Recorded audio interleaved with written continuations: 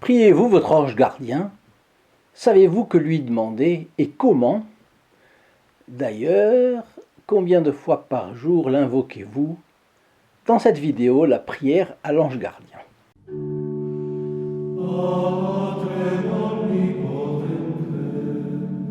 Chers amis fidèles du Padre Pio, bonjour. Je vous rappelle que le Padre Pio était un enthousiaste des anges gardiens.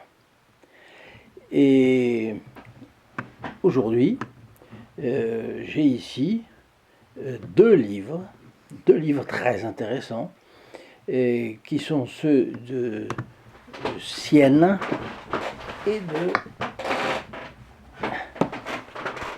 Ange et démons du Padre Pio de Gianluigi Pasquali, et l'autre c'est Padre Pio, voici l'heure des anges de Giovanni Sienne.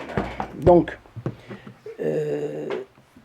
je vous rappelle que ici, vous avez le recueil de prières du Padre Pio, qui est l'indispensable compagnon de ceux qui veulent mettre leurs pas dans les pas du Padre Pio.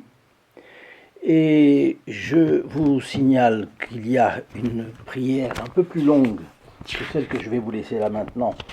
Comment demander des grâces à votre ange gardien et communiquer avec lui. C'est l'extrait d'une lettre du Padre Pio à Raffaellina Serase, sa fille spirituelle, en 1914.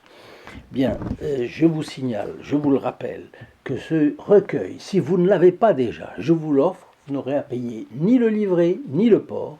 Il vous suffit de téléphoner au 08 05 36 08 47, appel non surtaxé, de 8h30 à 12h30 et de 13h30 à 19h, tous les jours sauf samedi de 9h à midi. Si la ligne est occupée, veuillez nous laisser vos coordonnées, nom, adresse, téléphone, et nous vous rappellerons bien vite.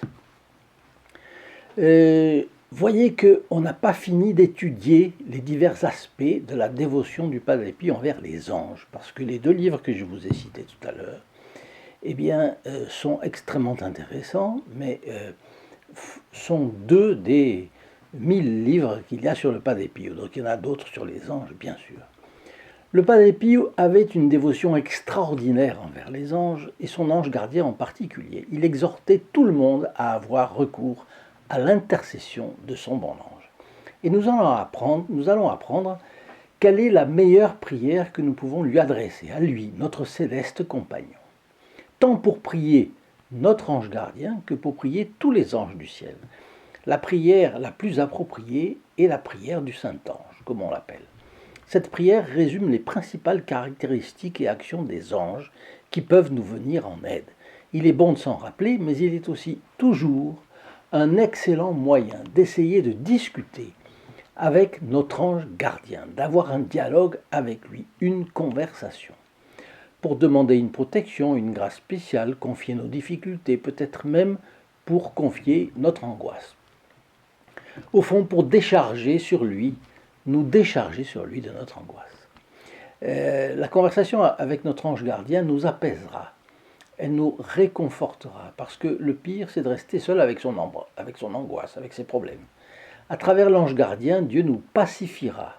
Votre ange gardien sera toujours de votre côté, il ne cessera jamais de vous écouter. Invoquez-le, par exemple, pour savoir à qui il est bon que vous partagez ces vidéos. Il vous donnera les bons conseils pour toucher les meilleures personnes. Alors nous pouvons maintenant approfondir un peu plus le sens de la prière aux anges, et nous pouvons tous d'ailleurs nous rappeler de prier cette prière plusieurs fois par jour.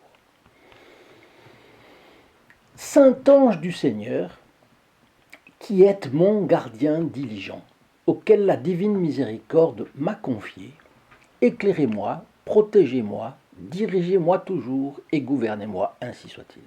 Elle est très simple, mais elle contient des effets, des implications qu'on ne voit pas au premier coup. Donc il ne faut pas réciter machinalement comme ça, vous allez voir. Elle doit être comprise comme cela. 1. Saint ange du Seigneur qui est mon gardien diligent. Les anges sont les saints messagers de Dieu qui les envoie pour guider et prendre soin de chaque homme qui naît dans le monde. Ce n'est pas une fée qui donne un don au berceau, c'est Dieu qui, dès le berceau, nous donne un ange gardien et extraordinaire. L'ange est un gardien zélé, diligent, attentif et aimant qui nous maintient sur le chemin du bien et nous délivre de la perfidie et des embûches du démon, que seuls nous ne pourrions pas éviter et contre lesquels nous ne saurions pas nous défendre. La deuxième partie est cela, auquel la divine miséricorde m'a confié. Dieu a envoyé un ange pour veiller sur nous. Dieu a confiance en lui et Dieu a confiance dans sa fidélité comme serviteur du ciel. Si Dieu fait confiance à notre ange, pourquoi nous ne le ferions pas à notre tour? Les gens sont tellement éloignés des anges gardiens qu'ils n'y pensent pas. Il s'agit d'un acte de la bonté et de la miséricorde infinie de Dieu à notre égard, de nous avoir donné un ange gardien comme compagnon. Et ça, c'est une chose qui est souvent tout simplement ignorée. Le Padre Pio disait que si nous voyions apparaître notre ange gardien, d'un côté, il est tellement beau qu'on pourrait croire que c'est Dieu lui-même, et certains se sont trompés quand ils avaient l'apparition de leur ange gardien.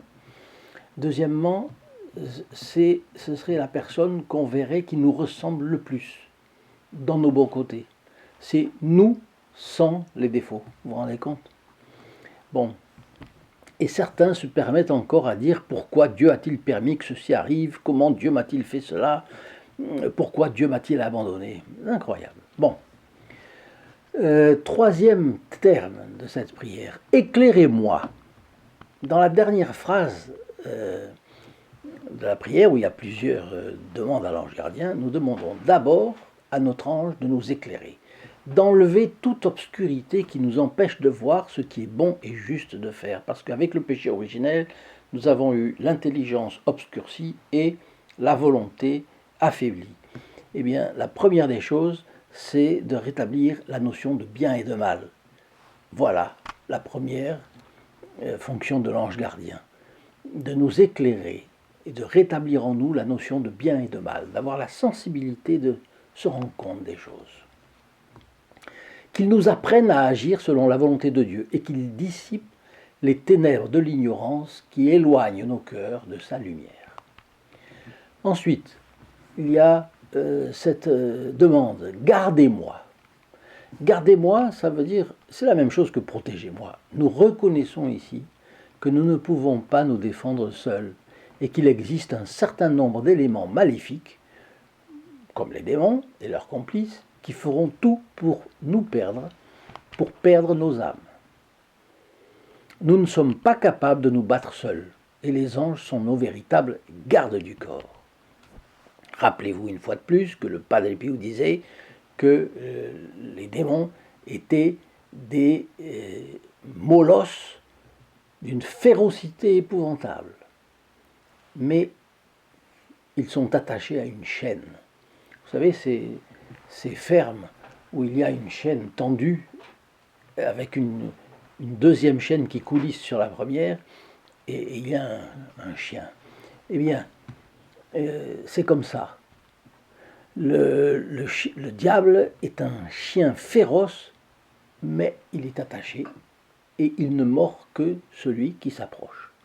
Si on ne va pas discuter avec lui, si on lui tourne le dos, il ne nous mordra pas. Ensuite, dirigez-moi toujours. Ça veut dire dirigez-moi pour gouverner, c'est-à-dire pour diriger nos pas. Nous demandons là que notre ange gardien nous guide et dirige notre vie. Cela signifie que nous lui confions le soin de nous montrer le chemin à suivre et de nous guider pour que nous ne nous perdions pas, que nous ne perdions pas notre âme, que nous ne compromettions pas notre salut. Et c'est un acte de notre liberté, nous choisissons librement de demander à notre ange de nous diriger. Voyez ? un petit peu comme une religieuse, un religieux qui rentre dans un ordre et qui fait un acte volontaire. D'ailleurs, le mariage, c'est pareil. Un acte volontaire de se marier. Mais une fois qu'on est marié, on est marié. Une fois qu'on est rentré dans l'ordre religieux, on est rentré. Alors, c'est libre. Mais après, on demande à notre ange de nous diriger. Nous devons donc nous rappeler qu'il fera toujours ce qu'il y a de mieux pour notre âme, même si les actions ou les choix ne sont pas les plus agréables en apparence, mais en tout cas, ce seront ceux qui nous guideront vers le salut de notre âme. Ensuite, gouvernez-moi. Il s'agit d'une demande sérieuse que nous adressons à notre ange gardien, chaque fois que nous le prions à travers cette prière, en lui demandant de nous gouverner. Nous lui demandons de prendre en charge notre vie, de nous montrer la voie à suivre, d'administrer et de conduire nos actions, nos affaires. Nous demandons et autorisons librement notre ange à agir au milieu, dans la société, et de nous guider. Parfois, nous sommes confrontés à des situations qui nous font réfléchir. Comment ai-je pu me débarrasser de ce problème? Ou il s'en est pas fallu de peu que quelque chose de grave ne m'arrive ce jour-là. En voiture, ça peut arriver, ailleurs. Et on ne sait pas que bien souvent, ce sont des signes clairs de l'intercession de notre ange qui, avec notre libre consentement, peut nous gouverner, puisqu'on l'a prié pour cela. Et enfin, ainsi soit-il. En disant ainsi soit-il, nous réaffirmons toutes les autres phrases dites dans cette prière, mais nous confessons en plus notre fragilité devant la bonté et l'ampleur de l'amour de Dieu. Mais néanmoins, Dieu a pitié de nous, et il envoie ses anges pour prendre soin de chacun de nous. Dieu est amour, et avoir à nos côtés un gardien fidèle envoyé par lui, c'est l'un des plus beaux signes de cette merveilleuse et admirable réalité. Donc, ne cessez jamais d'invoquer l'aide de votre ange. Je vous disais combien de fois vous l'invoquez dans la journée. Vous avez une toute petite prière, c'est pour ça que j'ai choisi celle-là. Eh bien, elle est très facile à dire, elle est rapide, on peut la prier chaque fois qu'on prend sa voiture, et vous serez protégé. N'oubliez pas de partager ces vidéos et de vous abonner en actionnant la clochette ci-dessous, bien entendu. Mais rappelez-vous que ici, vous avez la prière plus longue, comment converser avec votre ange gardien. Donc, vous pouvez nous téléphoner et ce petit livre vous sera envoyé, mais si vous ne l'avez pas déjà. Voilà, parce qu'on n'en a pas tellement et voilà, ça va partir. Je vous souhaite une bonne journée et à bientôt. In nome del Padre, del Figliolo e dello Spirito Santo, e così sia. Sia lodato Gesù e Maria, e